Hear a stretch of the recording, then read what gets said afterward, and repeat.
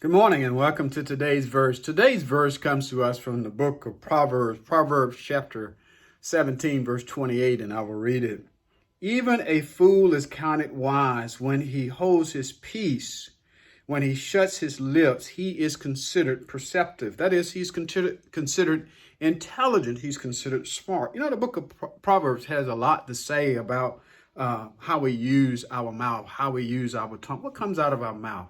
You know, we don't need to say everything that comes to mind. We need to hold things back. I once heard somebody say, you ought to just give them a piece of your mind. Listen, baby, you don't need to give them a piece of your mind. Keep that to yourselves. As a child of God, we're supposed to be his witnesses. And we don't want to say things that would discredit our witness, discredit the Lord, that people would begin to wonder, are we really a child of God by the stuff that comes out of our mouth? But because remember, once it comes out of your mouth, you cannot take it back. Even if you regret it, it's already out. James talks about the tongue and how it been such a small member and how it causes just great damage and destruction in comparison to its size.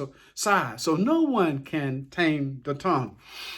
So think about this verse and meditate upon this verse. Look what it says again.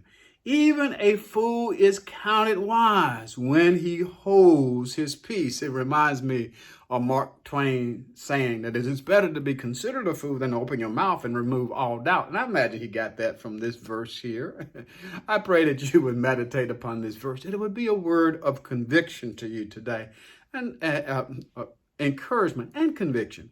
And not only that, I pray that you would just enjoy this day, enjoy this weekend as you go throughout the weekend. And remember, Sunday is coming, and what we do on Sunday is that we make sure that we go to church, that we enter to worship, and we depart to serve. And as God will, we'll see you right back here on Monday morning on today's verse. To God be the glory for the great things he has done. Amen. Bless your heart.